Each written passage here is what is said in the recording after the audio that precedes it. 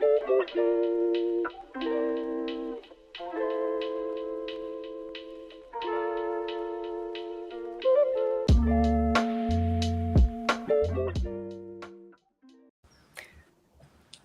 welcome everybody, everybody listening and watching. Welcome to, as ever, Harpal Brar and Caleb Morpin, who are going to be talking to us in conversation today. And this week's episode, we're going to be talking about the industrialization of the Soviet Union, the USSR. And this is a particularly important topic for anybody who's interested in anti-capitalist socialist politics, because of course, we know in theory, we read Marx, we read Engels, we read Lenin, and we put our platforms together to put in front of the masses to explain to them that it's the market economy which is our fundamental problem. Anarchic production for profit and the contradictions within the capitalist system that can't be resolved by capitalism, and that what we need is a planned economy to replace it. And of course, this was a theory that people put in front of the masses for a long time, and it was the Soviet Union that was the first to put it into practice. So I wanted to ask Harpal first if he could talk to us a little bit about the significance of the Soviet Union finally being able to set its 5-year plans and really take control of the major levers of the economy, and why it was that, in fact, the first 5-year plan didn't start until 1928, which is a decade after the revolution. Clearly, there were a lot of obstacles to be overcome between 1917 and 1928. So maybe, Harpal, you could kick us off on that. Well, the prelude or the hiatus of 10 years before the industrialization and collectivization started was the period of the new economic policy, which had been introduced by Lenin soon after the Civil War and War of Intervention had been defeated and won by the Bolsheviks. And at that time, Soviet industry was totally wrecked. And as Lenin said, the proletariat had ceased to exist, and the working class in the towns was forced either to move to the countryside or actually just pick up any odd jobs, selling cigarettes, selling cigarette lighters, and going around just trying to make a living. And agriculture was devastated as well. So the main job at that time was to restore industry. That is the period of restoration. It's not the period of reconstruction. And Lenin's economic plan is included in his articles on the cooperatives and his articles on the Texan kind.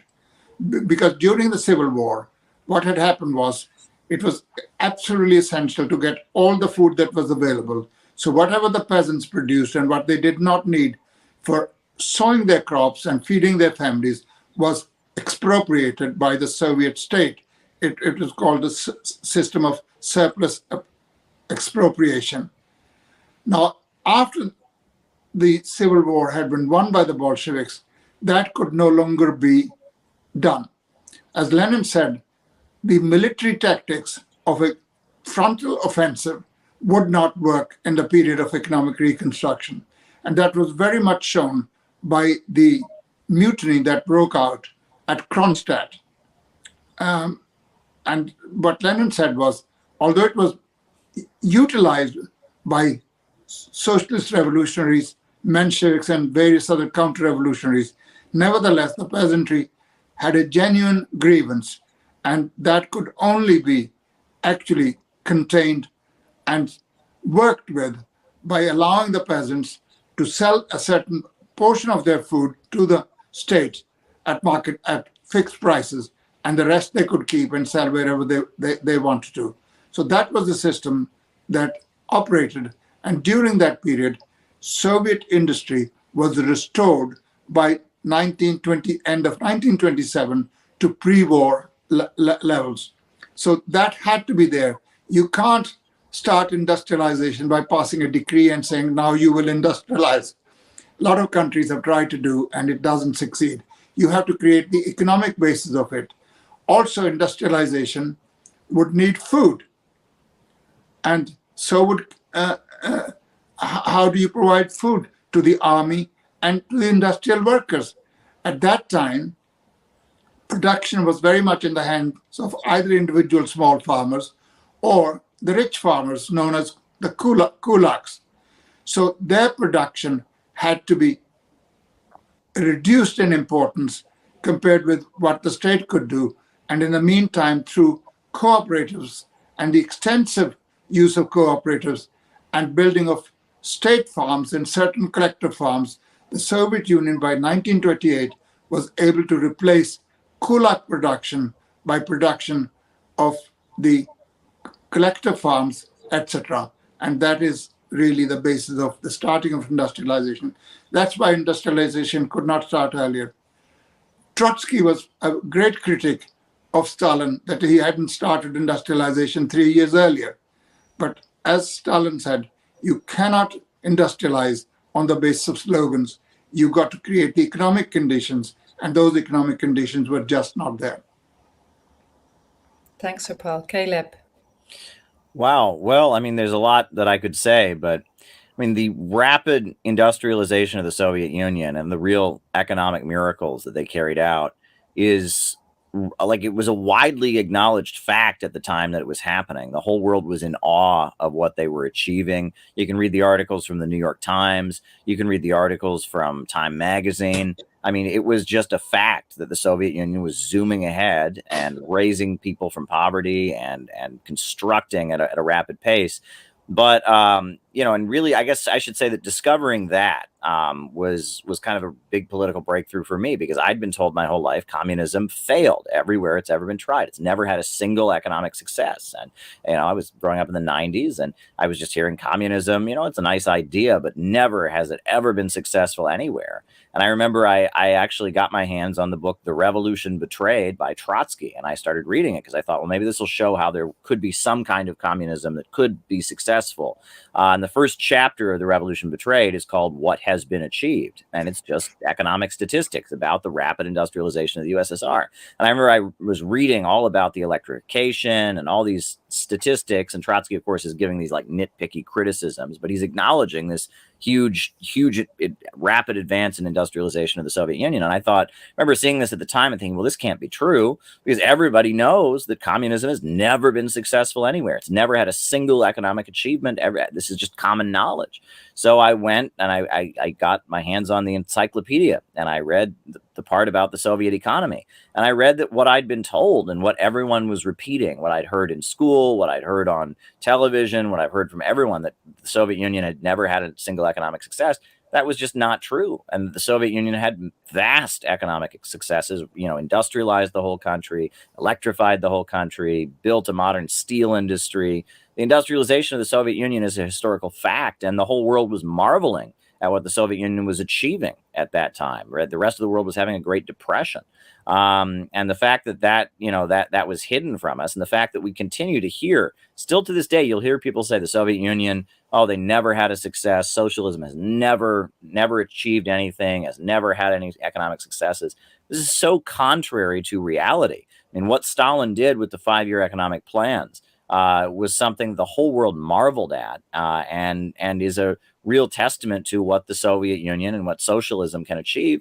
And the model of industrialization with the 5-year economic plans, et cetera, you know, Stakhanovism, these things were a model for many other countries. China's successes, the successes of Cuba, the successes of countries throughout Eastern Europe after the Second World War. A lot of countries rapidly industrialized using these methods, and they've been very successful across the planet. So, you know, it really frustrates me to see this lie repeated so widely, that socialist industrialization doesn't work, because clearly it does, and it has worked and has been very successful. And the whole world knew that during the 1930s, and they've tried to obscure that and wipe that out of our memory. Absolutely. And it's really interesting, isn't it? Because you get criticisms from both sides. So there was criticisms, as Harpal pointed out, that they didn't start the planned economy, the 5-year plan, the industrialization drive soon enough. That's one side of criticism, which, as Harpal again pointed out, was completely ignoring the whole state that Russia found itself through no fault of its own. The people found they had had the First World War, which destroyed so much of their economy. Then they had the revolution. Then the revolution was quickly followed by civil war. When the Bolsheviks, the people were winning the civil war, we had the war of intervention, 14 European countries coming to try to crush the revolution. Endless fighting, as Harpal said, having to put the whole country on a war footing. Everybody's on rations, everybody's just surviving, barely surviving, fighting for their life, fighting for their revolution. And then after that, the economy is absolutely ruined, and they've got to try to, pull it all back together before they can even think about, they're implementing their socialist program. They've got to get a basis for it.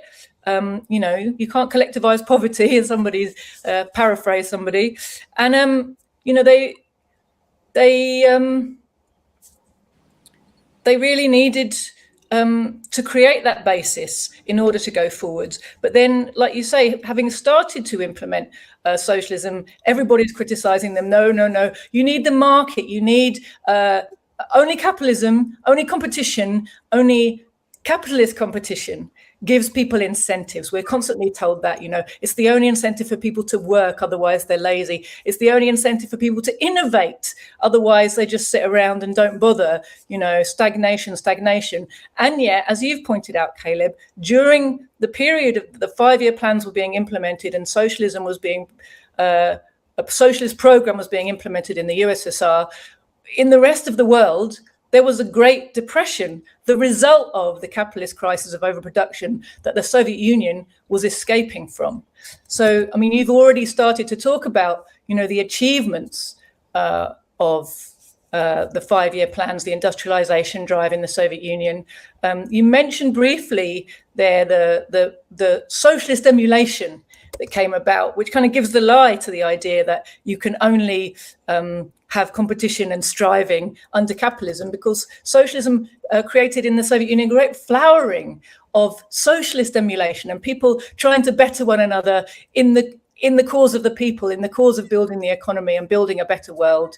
I wondered, Harpal, if you wanted to talk a little bit about the achievements of the 5-year plans, including this, socialist emulation drive, and also the creation of like a new Soviet intelligentsia, young people, new peoples, intellectuals and specialists who had been educated by the socialist system or were being produced in quite a different way than they're produced under capitalism. Yes, I do want to comment on those things. But one of the things that has to be understood is you have to understand, before you come to its achievements, what the fundamental tasks of the 5-year plans were. And the Bolsheviks always knew, as Stalin always said, he was, his whole wish in life was that he was a pupil of Lenin's, and his wish was to be the best possible pupil of Lenin. So he wasn't inventing something new. Lenin had actually laid down all these plans. They had to be put into effect, and that is his brilliance, that these things were put into effect under his leadership. Because Lenin said very early on, it's not good enough for us to have a good harvest. It's not good for us to have a good light industry. We will not be able to exist as a free, independent country unless we build heavy industry, unless we lay the foundations for engineering industry, etc. So the fundamental tasks of the Bolshevik plan were, at the end of the restoration period, there were 3 defects in industry. One was the equipment that was in the factories was old and antiquated, in some cases almost medieval. Secondly, there was no heavy industry. And thirdly, there was hardly any machine building industry. Without remedying these defects, it was not possible to make any further progress in the economic field. And the question of building socialism without putting an end to these defects simply does not arise. So the fundamental tasks of the 5-year plan was, one, to actually moved the country from backward technique to the lines of modern and up-to-date technique. Secondly, it was to build heavy industry. Heavy industry is the main link in the industrialization of the country. You hear a lot of rubbish from bourgeois liberals, the bourgeoisie, and especially people who call themselves the left, that, too much emphasis was put on heavy industry, too much steel was produced. It's like as though Stalin had steel for breakfast, electricity for lunch, and some engineering products for dinner. And he's got nothing better to do except be obsessed with it. No, the very basis of industrialization is heavy industry and machine building industry, with engineering being at its core. Unless you have these industries, you cannot build properly industry. What's more, the collectivization of agriculture was at the center of and crucial to industrialization, because without providing agriculture with modern up-to-date machines, fertilizers, tractors, harvest combines, etc., it's not possible to build agriculture. It's not a question of putting the land together and saying, right, you're collectivized. You've got to provide the economic basis for that prosperity. So although it was the task of the 5-year plan to put an end to scattered form of farming, where there were 25 million farming households, and they were, through collectivization, reduced to 242,000 collective farms, aided by state farms, also aided by the machine and tractor stations, which acted almost as the political guide to the collective farms. It's the fundamental task of the 5-year plan was also to put an end to the weak defense industry. There was hardly any munitions or armament industry, and the Soviet Union could not exist in a hostile world without having strong defenses. So these were the tasks that the 5-year plan had to perform. And what's more, in the course of its implementation, the task was to put an end to capitalist elements, both in the towns and in the countryside. Heavy industry and large-scale industry in the towns was all owned by the state. And with the collectivization of agriculture, kulaks were eliminated. They were not allowed to join the collective farms unless they somehow found a way of sneaking into them. And so, because socialist system could not stand on two legs, the socialist leg in the towns and commodity production in the rural districts, because whereas socialist production engenders socialism, commodity production engenders capitalism daily, hourly. So the idea was to put an end to individual farming. And all these were fundamental tasks of the 5-year plan. If you would allow me just 1 minute, I'd like to give you a quotation. When the 5-year plan was published, the whole bourgeois press and the bourgeois statesmen claimed it was a delirium. It was a fantasy of the Bolsheviks. It could never be fulfilled. But as the plan began to be executed and its results showed up really with each passing week, they began to change their name and change their tune. And I want to give you a quotation from somebody called Jarvis, who was the head of the United Dominion Trust, hardly a socialist organization. And this is what he had to say, if you would give me a minute. Now I want to be clearly understood that I am neither a communist nor a Bolshevist. I'm definitely a capitalist and an individualist. Russia is forging ahead while all too many of our factories and shipyards lie idle, and approximately 3 million of people, that's in Britain only, of our people despairingly seek work. Russia has accomplished her first 5-year plan. Jokes have been made about that plan. It has been scoffed at. It has been ridiculed, and its failure has been predicted. You can take it beyond question, and you will be wise to accept it, that under the 5-year plan, Much more has been accomplished than was ever really anticipated. In all these industrial towns which I visited, a new city is growing up, a city on a definite plan with wide streets in the process of being beautified by trees and grass plots, houses of most modern type with plenty of airspace between them, schools, hospitals, workers' clubs, and the inevitable creation nursery where children of working mothers are cared for. Don't underestimate the Russians or their plans, and don't make the mistake of believing that the Soviet government must crash. Russia today is a country, and this is really what I want to emphasize. Russia today is a country with a soul and an ideal. Russia is a country of amazing activity. I believe that the Russian objective is sound, and perhaps the most important of all, these youngsters and these workers in Russia have one thing which is too sadly lacking in the capitalist countries today, and that is hope.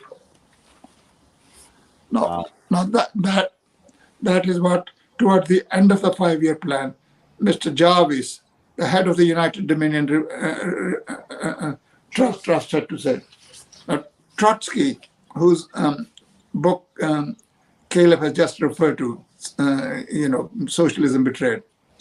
Because for Trotsky and for the Trotskyites, it's one of the peculiarities and of these weirdos is more socialism is built, the more revolution is betrayed. Now, it doesn't make sense. The more you build socialism, the more you are into the business of betrayal of revolution. The very revolution that they said, according to their theory, could never succeed. Because Trotsky's theory of permanent revolution is, unless the revolution comes in all the advanced countries to back up, the Russian revolution must fail. So they have no right really to talk about revolution betrayed, because according to their plans, the revolution just cannot succeed. But there's one quotation from Trotsky's Socialism Betrayed, or the Revolution Betrayed. He says, and that really to me is a big indictment against Trotskyism. Of course, he goes on in the rest of the book to rubbish the Soviet Union as being bureaucratized and degenerating. The more socialism it builds, the more it becomes bureaucratic and the more it degenerates. This is what he said.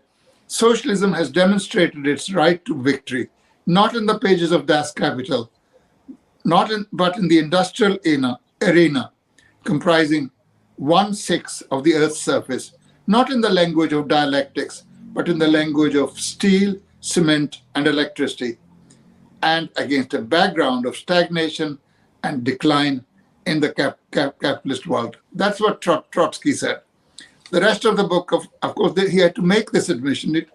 Even the blind could see what had happened in the Soviet Union, that at the end of the 5-year plan, it had been transformed from a backward agrarian country into an advanced modern agricultural society. So you could not ignore that. Having accepted it, however, that is the premise for attacking everything that the Soviet Union has done. And any success, it's really a bit like believers in God. Everything good that happens is attributable to the Almighty. Everything that is bad is because of the weakness of us mortal, sinful individuals. So he said, well, all these achievements are due to the property relations brought into existence by the October Revolution. Well, property relations of themselves do not create an economy. They are only the basis for creating an economy, and you need a proper policy. Had Trotsky's policy been followed, there certainly would have been no successes that were achieved under the policy that was pursued by the Bolshevik Party, having defeated its opponents, external and internal, to which perhaps we could return shortly. But this is certainly the case, that the 5-year plan, which was regarded as a delirium and a dream and a fantasy of the Bolsheviks, had tremendous successes. And what is more, it was not a private affair of the Soviet Union. It had international significance. The socialism that the Soviet Union was building was inspiring the whole world working class and telling them, if you take power, you can achieve just as much we have achieved. And in the advanced capitalist countries, much more than us because we started from a very low and backward base. You will be starting from a much higher basis. And because that frightened the daylight out of the bourgeoisie, they had to double their propaganda. They had to increase their propaganda by 1,000-fold in order to rubbish all the achievements. Oh, yes, there were some achievements, but there was so much repression. There was this, that, and the other. This is another point that we can perhaps later on in the conversation touch upon. Thanks, Harpal. Those were lovely quotes, and particularly I like the one from Jarvis. But even Trotsky's forced to admit that it is the heavy industry that forms the basis of the success of the Soviet Union. That's why Stalin was attacked for understanding that, because people understood that. Just as Stalin's attacked because he successfully implemented, socialist planning, and that proves that socialist planning works and that socialism is the future and will take us out of the perennial crises under which we suffer. But the understanding that heavy industry is the basis and advanced technology is the basis for developing your productive forces so that you can then provide all of the material goods that people need. The underlying condition for all of that provision of more and more goods to people so their lives get better is the development of heavy industry. And that was something that Lenin understood, something that Stalin understood. They implemented it faithfully. And the figures, if you look at the graphs, the exponential increase in production of first the kind of basic important commodities and then the manufactured goods, and they're going up so exponentially. And again, as we keep saying, at a time when the world capitalist economy was in the worst ever crisis it had seen. It was a crisis that was so bad it gave rise to fascism in the attempt of the capitalists to save themselves from the people's anger. And it's interesting, I think, to compare. Maybe China today has clearly understood that just to become independent of imperialism, you must make sure that you have your own independent technological base.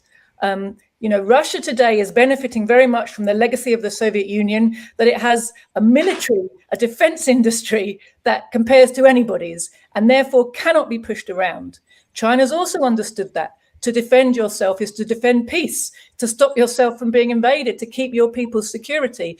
But it also has understood the importance of a technological base, this 2025 made in China kind of target to advance them in China, their technological base, and be ahead in all the most important high-tech industries is really drawing the ire of imperialism onto them, because of course one of the ways imperialism works is to have this monopoly of advanced technology that they only allow people to use for huge fees and won't transfer. And China kind of undermines that with the way that it behaves. So Caleb, I guess, whatever you wanted to say on, the successes and what it shows about socialist economic planning. Well, I actually just had two questions for Harpal. Sure. The first is about Lenin's quotation, where he said, communism is Soviet power plus electrification. And I was wondering if you could touch on that quotation and the significance of it, what Lenin was getting at when he said that. Well, that was really in connection with the preparation of the GOS plan, the body that really subsequently what was to be in charge of five-year plans. And Lenin's idea was you had to industrialize the country. Electrification is a simple way of expressing the country had to be industrialized. And so, Soviet power plus electrification is communism, which really means that without building industry, and Lenin was always of the view that the link to building industry was the heavy industry. Without that, it was not possible, because when we say heavy industry, it's not something that's heavy to carry. It's industry that produces the means of production. If you look at Marx's Capital, there are two departments. The department that produces the means of consumption, then the department that produces the means of production. So what we need is not only the machines that can produce things, but we also need machines that can produce machines. And for that, you need engineering, you need electrification, you need power, and that was really the crux of it. Heavy industry is very crucial to planning. Without that, you can neither re-equip industry, nor can you re-equip transport, nor can you re-equip agriculture. So when people say, and this is another slander against Soviet Union, subsequently against China, that they ignored agriculture. No, they didn't. What it meant was that the investments on the development of industry, and especially heavy industry, were far greater in proportion than investments in agriculture.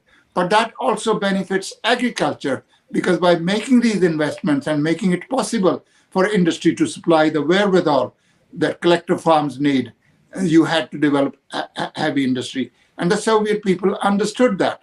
That's precisely why, they actually worked hard. And Jyoti has referred to the question of socialist emulation. That was a really big movement during the first 5-year plan.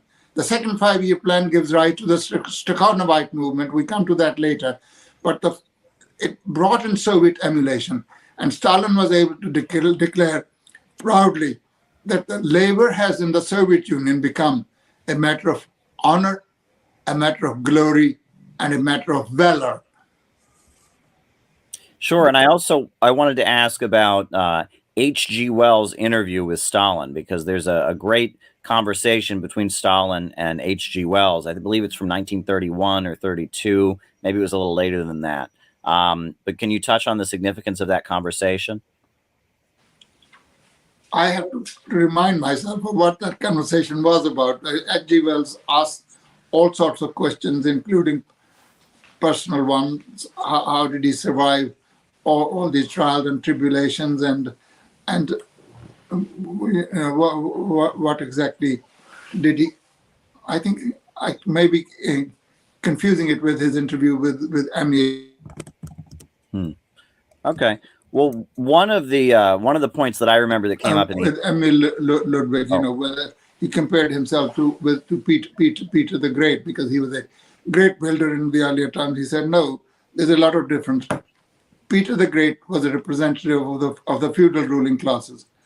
My job is to raise the working class to the highest standard of living and to maintain its power. And so there's no comparison. But really, I don't remember the details of his interview with H.G. Wells. In the interview that H.G. Wells did with Stalin, he asked Stalin about how he was similar to Roosevelt. And he brought up how the 5-year plan seemed to have been an influence on various capitalist countries around the world at that time. In the United States, we had the Works Progress Administration, where Roosevelt was building lots of infrastructure. And I know Mussolini and the fascists of Italy were kind of somewhat inspired by the 5-year plans. I think Sidney and Beatrice Webb, two laborites in Britain, were very inspired by it. Can you talk about the influence the 5-year plans had on the capitalist world and the various attempts to imitate what the Soviet Union was achieving on the basis of a capitalist economy, and what went on with that? Because I find that to be very interesting. Well, really, the capitalist countries were interested in safeguarding the life of capitalism. They were not interested in Soviet planning. Soviet planning is not possible in a private economy.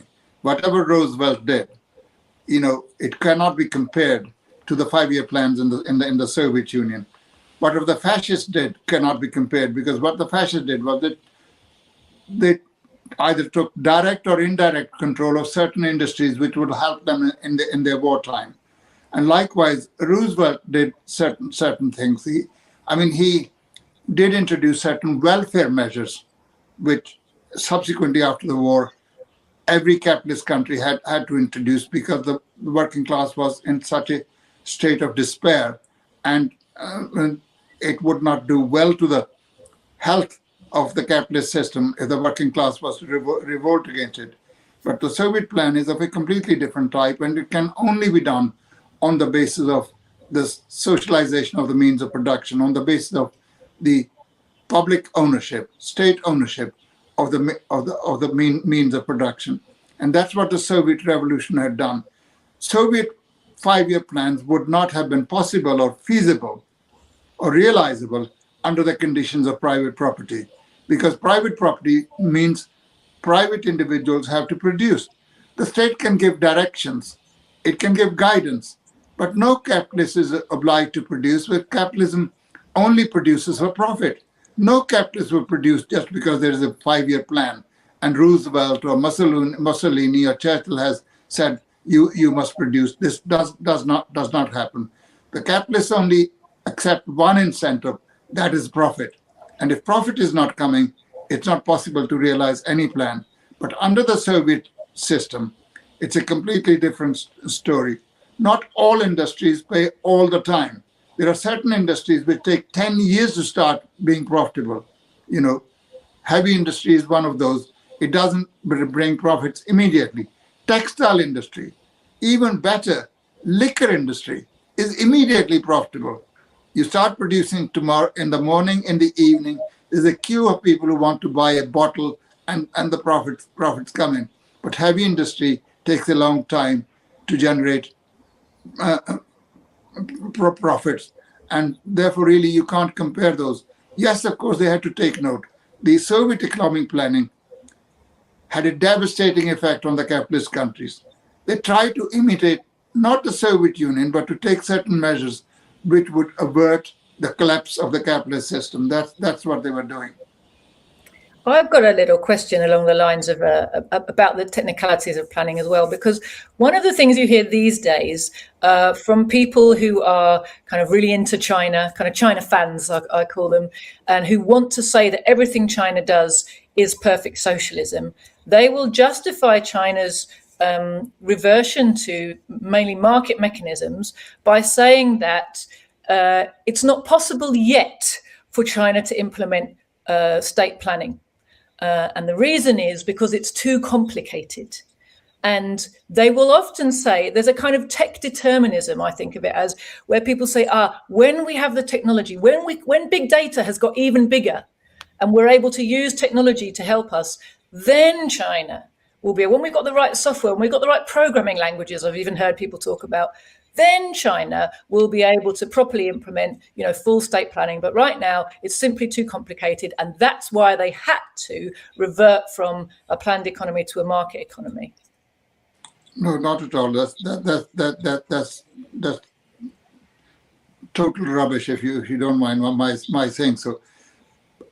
Technology only produces what you put into it. Technology does not produce out of thin air. What the computer will come out is what you put into the computer.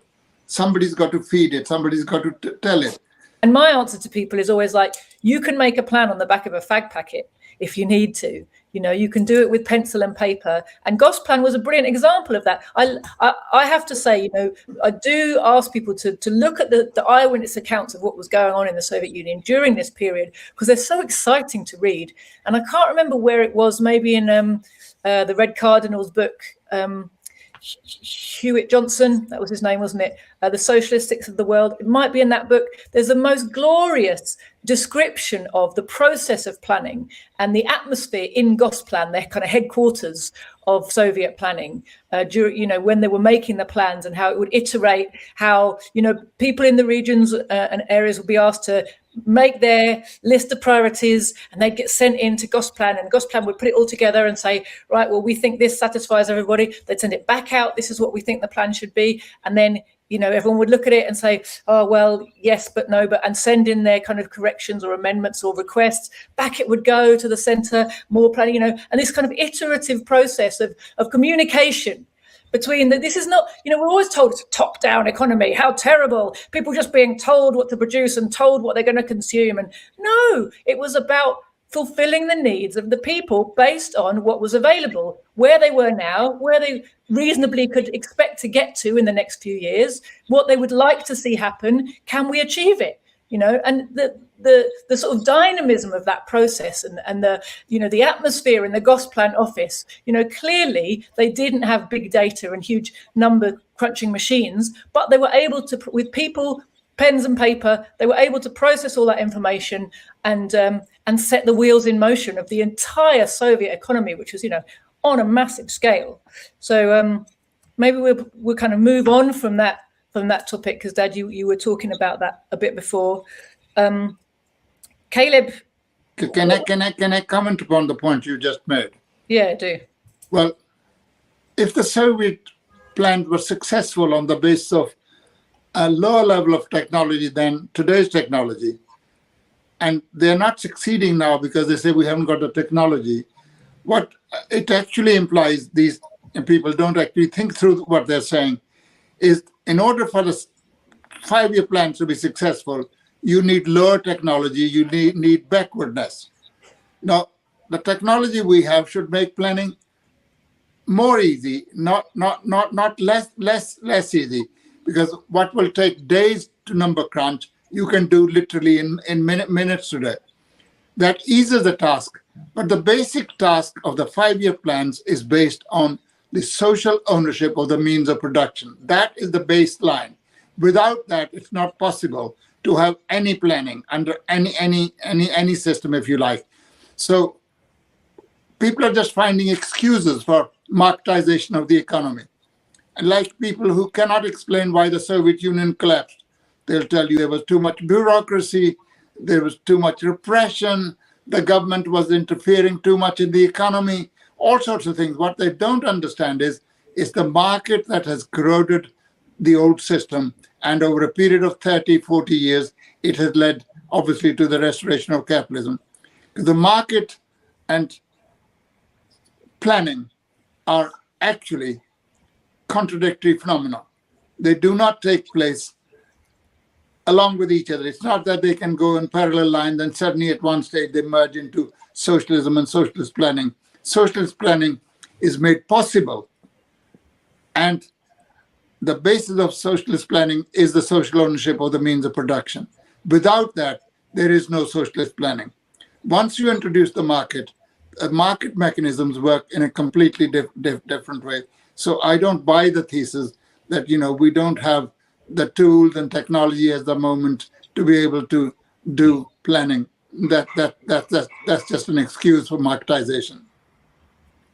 Caleb, I feel like you had some more points you wanted to make or questions you wanted to ask Kapal about. Oh, sure. Well, I just on that point about planning, look at the planning that big capitalist enterprises like Amazon or Walmart use. They have very sophisticated mechanisms for gathering data and having the goods delivered and acquiring things. It's all done on the basis of profit, but there's a huge amount of centralization and there's a huge amount of gathering of information, et cetera.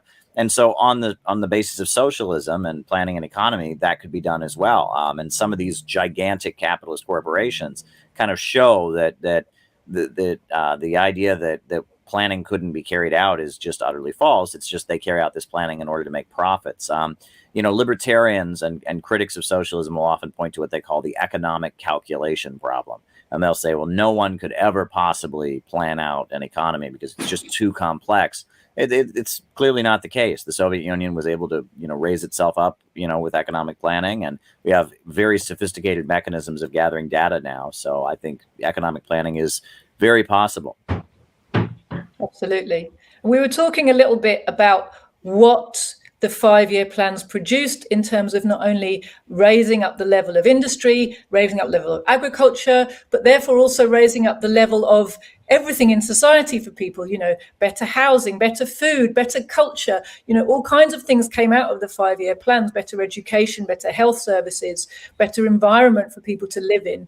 And they produced alongside, as part of this culture, this sense of, and that quote from Jasper that you gave us, Dad, was really summed it up at the end when he says, what they have is hope. And this feeling of hope, that in everything you do, you're contributing to making society better. And you don't just feel that in your mind, you see it with your eyes every day. Every day around you, people's wages were going up, sort of doubling year on year. So the amount of consumer goods that were available to them was also going up, even as the emphasis was put on heavy industry. The result of that emphasis was more consumer goods for people, a nicer life, an easier life, shorter working hours, and more leisure time and better leisure facilities and better cultural facilities. But also there was this production of the Stakhanovite movement. It inspired people, especially young people, to really want to give their all to this process that they could see revolutionizing, transforming the world around them. Harpal, I don't know if you wanted to talk about the Stakhanovites a little bit.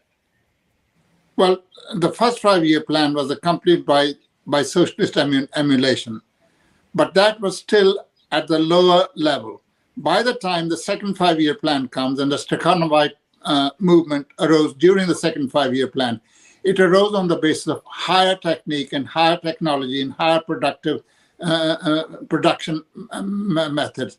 Stakhanovites were new people who actually squeezed out of technique everything that could be squeezed, who counted the saving not only of minutes but even of seconds. They were innovators in industry. They actually got rid of stagnation.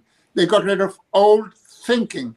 They sometimes corrected the engineers who were responsible for some of the techniques. They corrected production managers because they came up with new ideas of solving problems. And that could only be done on the basis of higher technique and being trained for those jobs, being sent to colleges to study, learning within industry itself. And that is extremely important. The role of the experts, the role of the intelligentsia, role of the technician. There were a lot of things that people during the Cultural Revolution, this is not Mao's fault, there are people like Charles Bettelheim and one of your compatriots, Raymond Lotter, who were against central planning because it took away the initiative of the masses. On the contrary, under the Soviet plans, the masses unleashed huge amount of initiative. The Soviet plans could never have been fulfilled without unleashing the initiative of the masses of tens of hundreds of millions, if you like, of people, 10s, 20s, and 30 million people in industry. They were the ones who produced, and they could only produce if they were enthused to produce. They knew they were building a wonderful life for themselves, their children, and their grandchildren. And that was the basis of Soviet industrialization. The Stakhanovites actually broke world records. If you look at Soviet production, Stalin Tractor Works came up within 11 months and beat world records in the sphere of productivity. Productivity of labor is extremely important. Socialism cannot be successful without having a very high productivity of labor. Just as capitalism had a far higher productivity of labor than feudalism, it provided people with a better life than feudalism could do. Socialism did better than that. And it can do better than that precisely because the means of production here are not in conflict with the relations of production. The October Revolution brought the relations of production forward to coincide and coordinate with the productive forces. Productive forces in capitalist society are social, but the relationships are such that these productive forces are owned by private individuals, and they produce for profit, and every now and then they can't sell the goods, and there's a crisis of overproduction. The Soviet Union could make the progress during the 5-year plans because it was never affected by any crisis of overproduction. And what the Soviet plans did show was the superiority of the socialist system compared with capitalist system. Before that, the capitalists used to say their system was the best in the world. But first, the success of the 5-year plans showed that socialism was the best system, and that was the future for humanity. That capitalism had nothing to offer, that it was past its sell-by date, and it was time that it was consigned to the Museum of Antiquities. It was buried. That is what it showed. That's why the Soviet Union evoked such hatred and wrath towards itself on the part of the bourgeois of the whole world, especially of the imperialist countries. So Soviet planning was successful precisely because it was based on the social ownership. And as Caleb has rightly said, capitalism also plans in a way. Look at Amazon. It's organized, tens of millions of workers. It gets goods from one corner of the world to another. every little village in every corner of the world, even in the most backward countries, is connected with the capitalist world market. They're able to get you things within 24 hours, 36 hours, 48 hours, and they're delivered to your house. So these are the achievements. We don't want to go back to the time when this was not possible. Like a lot of petty bourgeois critiques of capitalism want to go back to the earlier days of small industry, little businesses, everybody being happy. Small businesses lead to big businesses and centralization. What socialism will do is not go back to individual and small commodity production. It'll go forward on the achievements of the capitalist era. As Lenin said, the socialization of production increases further under the conditions of imperialism. And imperialism drags even the capitalists, quite against their will, into a kind of system which is transition to the next stage, i.e. to socialism. And socialism would socialize production even further than Amazon and other such enterprises are able to do. Definitely. Caleb. Well, I just wanted to ask about, the new left critique that we often hear, that I think, Stakhanovism, this program of, rewarding workers who went out of their way to have great achievements, the people who, dug the most coal, or the people who did the most in terms of production, the socialist emulation. It's been criticized by Che Guevara. It was criticized by Mao. You hear Trotskyites also criticize it, and they say, well, these are material incentives. This is capitalist methods. You're rewarding those who work the hardest. So that's fundamentally contrary to socialism. People should just be working, because they want to help the country. How do you respond to these critiques that were common among like the 1960s New Left, right? This idea that Stakhanovism was, somehow reinforcing competitiveness among the working class.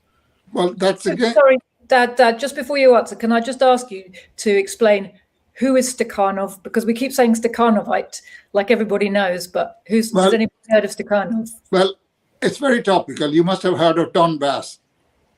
Stakhanov was a coal miner in the Donbass, and he produced new methods of hewing huge amounts of coal in dimensions which had never been done before. So the movement was named after him, of doing the best, squeezing the best out of technique and producing more.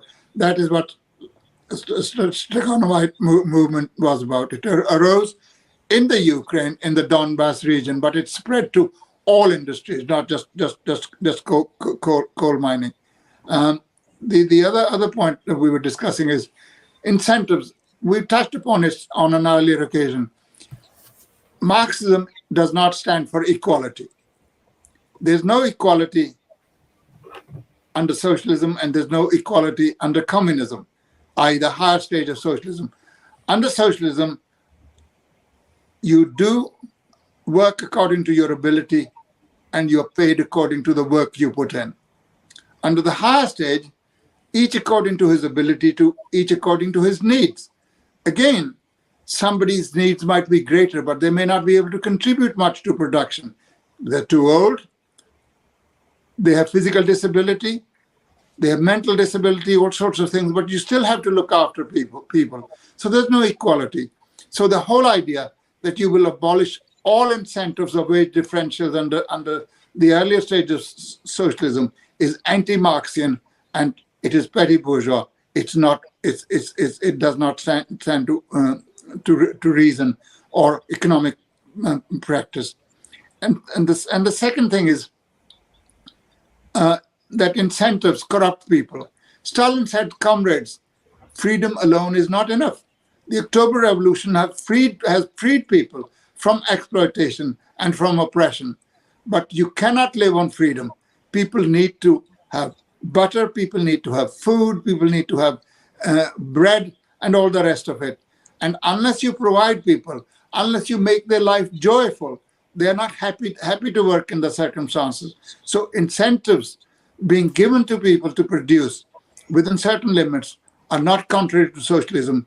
On the contrary, they encouraged production. So there were these differences in the Soviet Union, and quite rightly so. And whatever the rhetoric that came from China during the Cultural Revolution, these differences were never abolished. They continued to be operated. The political rhetoric was one. I don't really blame Mao Zedong for everything there. It's people who are followers. They're sometimes more enthusiastic than their leaders. They get hold of some slogan and they take it to the absurd limits. So to say that everybody, should be paid the same, it's just not something that works. And in fact, if it was practiced to a certain extent, it helped the reformists very much by saying, look, that's what actually hindered our production. And now we're going to introduce these differentials on a much wider scale, and we're going to privatize sections of the industry because that's what produces initiative. That's what gives incentives. That is not true. The Soviet Union could do without any such incentives. In a period of 13 years, the Soviet Union covered the distance that it took important capitalist countries, something like 100 to 150 years, including United States of America, which had, after the Civil War in America, phenomenal progress in industry. All the same, its achievements were nothing in comparison with the achievements that the Soviet Union did in the 1930s. And the other thing that is often done is the tempo of industrialization was too fast. It should have been slowed down. It should have given people some rest. Stalin made a speech to managers of Soviet industry in 1931. He said, we are 50 or 100 years behind advanced countries. We close this gap in 10 years or they crush us. Almost prophetically, to the day, 10 years later, the Nazis invaded the Soviet Union. Had Soviet Union not industrialized herself, had it not collectivized its agriculture, had it not raised the cultural and technical level of the Soviet people in the Second World War, it would have been beaten fair and square, as in fact was anticipated by bourgeois pundits who said Soviet Union would last 3 months. Well, 3 months went past. Then they say 6 months. 6 months went by and they became 4 years. And the Nazi armies were driven out of Soviet Union, and the Soviet armies followed all the way to Berlin. And the Soviet soldiers were able to raise the red flag on the Reichstag. That was the crowning victory of socialist planning. That was the crowning victory of the Soviet Union. No matter how history is being rewritten and has been rewritten since the demise of the Soviet Union, the Second World War was won by the Soviet Union on the Eastern Front. On the Eastern Front, not on the Western Front. And there was all the capitalist countries put together lost less than 1 million people. The Soviet people lost 27 million of their most young population in that war. 10 million lost in the war as soldiers, and another 17 million because the Nazis were in the business of destroying everything that came their way. They destroyed 7,000 towns, 30,000 villages and hamlets. They destroyed over 3,000 state farms. They destroyed a huge number of collective farms, and they destroyed something like 30,000 enterprises, production enterprises. And all the same, after the Second World War, within 2 years of the ending of the Second World War, Soviet production was restored to the pre-Second World War level. And 2 years later, the production had doubled to the pre-war level. These are all achievements of socialist production, which was carried on, of course, after the Second World War. The third five-year plan was interrupted by the war in its third year. The fourth and five-year plans, as indeed the first and second, were not only completed ahead of schedule. The 5-year plan is a misnomer because it was completed in 4 years and 3 months. And in fact, the workers competed with each other. That in their sector, they wanted to reduce the period within which they completed the plan. So if you're talking of socialist incentives, here's a perfectly good example. People giving all they had, all of their energy to fulfill and over-fulfill the plans. That is what was happening. Absolutely. I think it's really important when we look at this question of inequality, to understand that this socialism, the lower stage of communism, the stage that comes straight after the revolution, where we're building socialism, it's an epoch. It's a whole period of history where we're transforming the basis of the economy, the culture, the level of the people, the productive forces, our ability to provide everything for everyone. And we're developing towards the culture where what Engels said is put into practice, that labour become life's prime want, rather than something you do because someone cracks the whip and you have to pay the bills. Work is something that you start to feel is central to your existence and the main reason why you're a human being and you're alive. And that is in fact a state which is natural to human beings, but we've lost it under class society because of coercion and poverty and inequality. We've lost our connection and our alienation from ownership of everything that we produce. We've lost our connection and our love for work and our sense of its meaning. And socialism, over the period of socialist construction, rebuilds that sense of meaning. And you see that with the Stakhanov movement. You know, it was named after this exemplary miner, but this creativity that's unleashed by socialism, which allows people to feel important, not only that their work, everything they do is meaningful, is producing something that people need, is a necessary and respected job, which makes a massive difference to how you feel about your work, but also that you can see in front of you life getting better for you and everyone around you, but also that you, every individual, has the facility to feed back into the system when they see something that could be better. And that was the amazing thing about the Stakhanovite movement, the inspirational thing. What a wonderful time to be alive. Not only you're working doing something useful, not only you can feel your life getting better and everyone around you filled with hope, but if in your little bit of the national effort, you can see something that can be improved, you can tell people and you will see that change take place in front of your eyes. That was exactly one of the reasons that helped the Soviet Union win World War II. When the Nazis invaded, their armaments industry was behind the Nazi one. But that exact process of feedback enabled them to overtake, even while they were fighting. They were constantly perfecting, you know, on the basis of all the efforts of all the people involved in producing armaments and machines and tanks and aeroplanes. They were perfecting their machines all the time. And by the end of the war, their armaments were better than the Nazis. Even under those conditions, that process was enabling them to harness the creative power of their people. And capitalism's got nothing like that. It can't possibly compete with that ability to harness so many brains, so much creativity, so much work.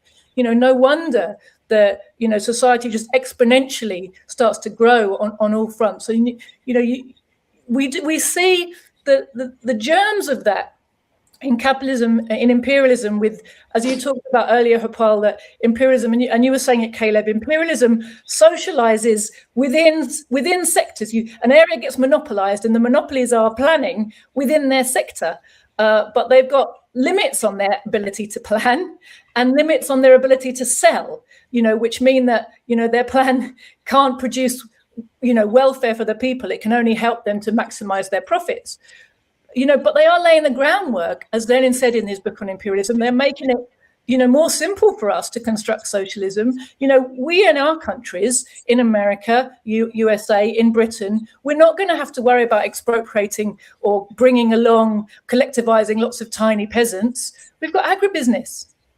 They've, you know, collective farms, state farms are going to exist straight away when we've had our revolutions, because, you know, the land is held by huge landowners and farming is done on this huge mechanized level that will make socialism in the countryside much easier to implement. I probably am going to need to wrap up here. Unfortunately, it looks like I've got some other folks calling for my attention. But do we want to make concluding remarks before we end, or? Yeah, please. Just like to make a few concluding remarks. Sure. What the Soviet central planning did was that it's far superior to a market economy. What it did prove was that in the olden days, the myth spread by the bourgeoisie was the working class may be able to destroy the old, it can never build anything new. And what the Soviet industrialization proved was that the working class is capable not only of destroying the old, but of building a new and wonderful society. What it was able to show was that Soviet central planning produced very, very high rates of productivity of labor. Socialism cannot be successful without producing abundance of goods. Jyoti's mentioned to the happy life under primitive communism, but I'm afraid it was still a brutal life when you were powerless against the forces of nature. What the socialism and the higher stage of socialism do is actually they produce the common ownership under a completely different system where there's abundance of goods on the basis of which people can actually consider work to be the prime want of life. What it showed was it was perfectly possible. The myth was you could not build, the Trotskyist myth was you couldn't build socialism in one country.